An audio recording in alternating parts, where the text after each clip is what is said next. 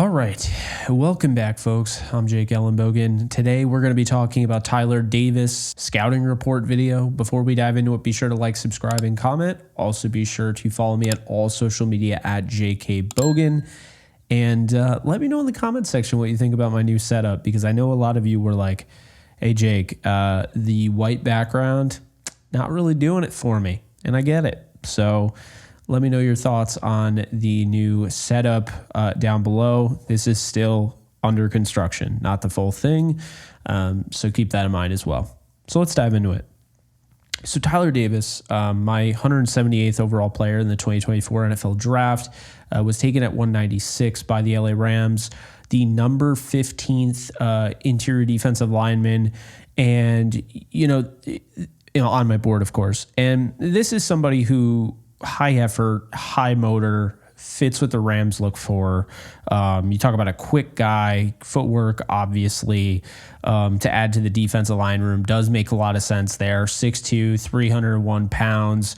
He started 52 of 56 games at Clemson, had 16 career sacks, 29 and a half tackles for a loss, and 155 tackles. He was the 548th most athletic defensive tackle out of 1,800 plus, going back to 1987, according to Relative Athletic Score, RAS. A 288 20-yard split, which put him in the 82nd percentile, 171 10-yard split, which put him in the 85th percentile, and a 29 on the bench press, which would put him at the 80th percentile for defensive tackles. He set the Clemson record for most starts by a defensive player, which was 52. So this is somebody that was on the field a lot. I know he dealt with injuries. We'll get to that. But he's on the field a lot. This is a guy that made an impact, especially in the run game. But he was a two-time captain. So, really embodying what the Rams typically search for when drafting players. Now, his strengths, this is a guy that's explosive right off the snap, great get-off. That's something that you'll notice throughout this draft class. You look at Verse, you look at Jackson, you look at, Tyler Davis. These are all guys that are, quick off the jump. Same thing with Braden Fisk. So that's what you're getting with this class, is that anybody who is rushing the passer that's out of this class is going to be a guy that can get right off the jump, can get after it. And, I actually want to commend the Rams for having this train of thought, because I think it's the smartest thing. It's not overthinking it. Get a bunch of guys that can beat the snap. Now, obviously, you have to teach, mechanics. You have to teach, a pass rush plan. You have to teach the nuance things. But I feel like if you have four guys who are capable of exploding right off the jump, it puts you in a really good spot. And I don't think anybody will take that away. So the strengths, first off, we had to talk about his get off. It's explosive. Another strength here, his lateral agility. Okay. This is somebody who is going to get out there into the flat, chase down the dump off, chase down the whoever is, taking the screen in the flat. He can do that. He moves very quickly. He's agile. He can get to that sideline to sideline ability. He's not a linebacker. He's not a safety, and he is, bigger, but he moves pretty well considering. So good stuff there. His active hand usage is something that really stands out to me. Go back to watch Aaron Donald at Pitt, and people always said, oh, well, his arms are too short and he's undersized. Yeah, but his hands were like a ninja, okay? Fruit Ninja, if you will, if you remember that game. That might be dating people, but it is what it is. My point is that they worked nonstop. And when you have that ability to have violent hands and you're constantly using them, you can expect results. So, active hand usage, big deal. And I don't mean that as like, a knock. Like, it is a big deal. He has the strength to drive his assignment backwards. Now, I don't think he's got the most overpowering stuff, okay? I don't think he's the strongest man in the world or anything like that, but he's got enough strength and enough pop at the point of attack where he can make his money doing this. That's what I would say there. Again, I mentioned high effort, high motor player, fits the bill of a Ram, kind of a guy that just really doesn't give up on any play. I think, especially Sean McVay is going to love him, but I think Chris Shula is going to love him. I think Giff Smith is going to love him, or Jiff Smith. Still don't know how to say his name. But yeah, I think he's going to be really well liked because he is one of those hardworking guys who has been around on a big program. So that's, worth mentioning. He's stout against the run, really hard to get by. If you're trying to get through him, it's going to be difficult. Now, double teams, we'll get into that. But, one-on-one, he is, he's going to do something. So that's what I'll say there. High football IQ. To wrap up his strengths, this guy diagnoses plays very easily, can really just be a terror, getting into the backfield. So fun to watch on film. I actually really liked watching his tape. I don't think he's the most physically imposing or overpowering or most talented by any stretch defensive tackle, but I do like him. But what are his weaknesses? That's what we're going to talk about now. So weakness number one here, he's considered undersized. Okay. In my, scouting notes, I put in parentheses, I don't care, to be honest, because I don't. Maybe it's my bias, and as somebody that covers a sport, as somebody that covers a team, as somebody that, even at times has been considered a journalist by some of you guys, I think I owe it to people to put out my preconceived bias just to make sure we're on the same playing field here. And I am undersized for my, I'm 5'8", right? Like, I'm considered a short guy. So there is a bias there maybe, but I don't care about undersized players. And the reason I say that is because, Donald and Russell Wilson and all these trailblazers, Kyler Murray, that have come in and kind of changed the game, I don't really care. I really don't. I think there are other ways to win. It makes your margin for error slimmer, but, you could say the same about Aaron Donald, and he didn't really show it once in his career that was the case. So that's how I feel there. The shorter arms, we talked about that. Aaron Donald had shorter arms. I'm not too worried. This one is a little annoying, not annoying, but when I'm watching the Tyler Davis tape, he doesn't have a pass rush plan, okay? He's got two moves, so I'm not saying he has nothing, but if those don't work, he's beat. He's done. It's the end of the rep, okay?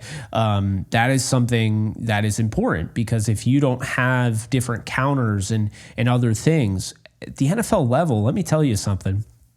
You're going up against the top players in the world at all the positions. So when you're talking about offensive line, these are well adept players. These are guys that have seen it all. They've gone against it all. And if you don't have different ways and different methods to get through into the backfield, they're going to stonewall you. And that's what I've seen on tape with Tyler Davis, and that's not even the NFL competition. So I am a little concerned with that. I think that's something he'll definitely have to improve at the next level. And hopefully Jiff Smith can do that. In my opinion, I don't think he can anchor very well in that nose tackle role that everyone keeps trying to pencil him into. Against double teams, he doesn't hold that anchor well. He gets pushed back. Like I mentioned, one-on-one, Tyler Davis is golden. But when you start having those double teams, now you're talking. Things can be a little iffy there. He doesn't have any overpowering traits. I mentioned how he's not dominant at the point of attack. He doesn't absolutely clean house. He's strong enough to win. He's not strong enough to dominate a game. And with that said, he doesn't have any overpowering traits, which means that his overall potential is limited. And at the end of the day, it's the big reason why he was drafted later on instead of earlier in the draft, which makes sense. His injury history, which he does have an injury history, tore his bicep, he sprained his MCL, missed time in 2020 and 2021. Aside from that, he's been relatively healthy. So I wouldn't even really call it a weakness, just something to monitor. And he's going to be 24 as a rookie this year. So he is a little bit on the older side, which depending on who you talk to, that could be a weakness, that could be a strength. The Rams, they don't seem to really care if they draft a guy that's, a little bit older. So that's, worth mentioning. Now, let's talk about this, okay? Because, I think when you look at Davis, who got a 78.7 grade from me, which is pretty damn high, but I think I graded higher than I wanted to with a lot of these guys. So those numbers don't mean as much, I guess. I gave him a 5th round grade, end of the day, 178. So I think the Rams got him, right where pretty much he should have been. I think he instantly provides a high effort player, depth off the bench for that defensive line room. He is going to help. I think he has the chops to potentially start down the line. I wouldn't be shocked. I mean, I think, so often we look so much at the measurables and the elite traits and all that. And how many guys have the elite traits, have the measurables, have all that stuff, but don't have the intangibles, don't have the football mind, and they can't get to the next level. Well, Tyler Davis luckily does have that, and he has the work ethic that a lot of these guys don't have. So with that, I wouldn't bet against him to end up becoming a starter down the road. Again, he's experienced, 24 as a rookie. He's not 24 yet. He will be 24 as a rookie. 5-year starter, major Clemson program, good stuff there. Likely to be a primary run defender, in my opinion, until he, really gets that pass rush plan going and he has different ways to counter. I think the Rams are going to predominantly use him as a run defender, bring him in down, bring him in on, running downs, clear and obvious running downs against run first, teams. I think that would make sense. I think that's his best role as kind of a rotational guy. I think Jeff Smith has a lot to work with, though. With that being said, I know he's not the most athletic guy or the most dominant, elite trait, ridden guy, but he has enough to develop him into something. So, we'll monitor that. And then I think he's likely fighting Desjuan Johnson and Larrell Murchison for that next man up after the big three. And what I mean by big three, assuming this is your starting three, which it should be, you have Braden Fisk, who's drafted this year in the 2nd round, who I've mentioned many times, the kingpin, as we call him. You have Kobe Turner, who should have won Defensive Rookie of the Year. I don't think anybody that's watching this would disagree. And then you have Bobby Brown, the third, who is one of the more underrated players on this roster and one of the youngest players on this roster that people don't even realize. So you have those 3 guys that, are all really good. And now you add, Tyler Davis, you add Desjuan Johnson last year, Mr. Irrelevant, and you bring back Larrell Murchison. That's not even considering maybe Michael Hoyt's going to play a little bit of, in defensive tackle again. Who knows? But the point I'm making here is that Tyler Davis is fighting against these guys for playing time. That's really what it comes down to. I'm going to be honest, full disclosure. I was not overly excited about this pick. For those of you that watched the draft stream, now also full disclosure, I was also sick during that draft stream. I was absolutely sick. I was food poisoned and it wasn't good. Okay. So,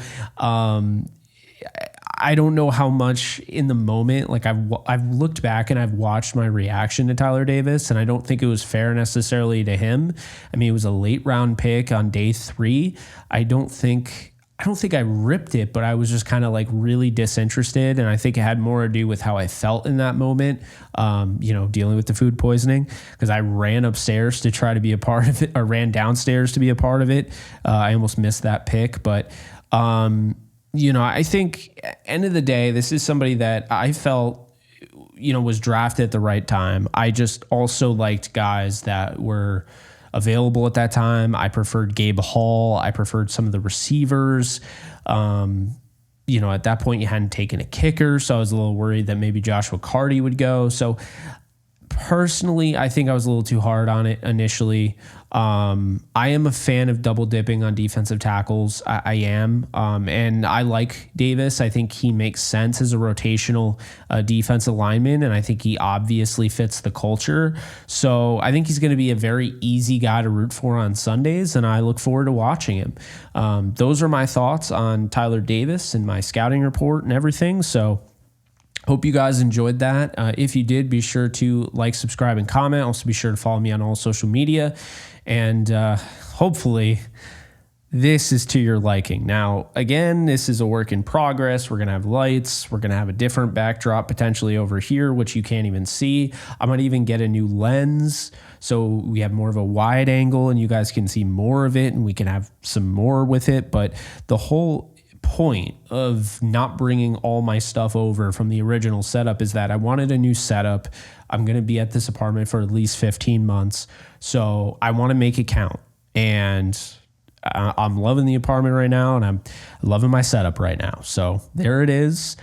Working on the glasses, although I figured it out for the time being, no blue light because I turned off all the blue light on my laptop. But I'm working on getting non-blue light glasses, so that will be that. And yeah, then we just have to focus on this reverb because, you know, there's a lot of bouncing of the voice going around. So once we figure that out, man, we'll be cooking. There's not really anything that we're missing at that point. So yeah, appreciate you guys, not just like watching this video and other videos, but you know, having an interest, taking an interest in my life. It's been really cool and really, you know, kind and everything. People reaching out, you know, asking me how the move went and everything, and wanting to see a tour. And I'll be honest with you, that tour is going to be on the Jake Ellenbogen Extra channel, but it's not going to happen until I have everything fully set up. Still settling in. Room is not fully, you know, settled in. It's not, you know, fully organized. So once I have everything organized, I will give you that tour. But until next time, I'm Jake Ellenbogen, and appreciate you guys as always for tuning in. I'll see you guys in the next one. Later, folks. Do you love talking about the Rams, the NFL, or just want to be a part of a community?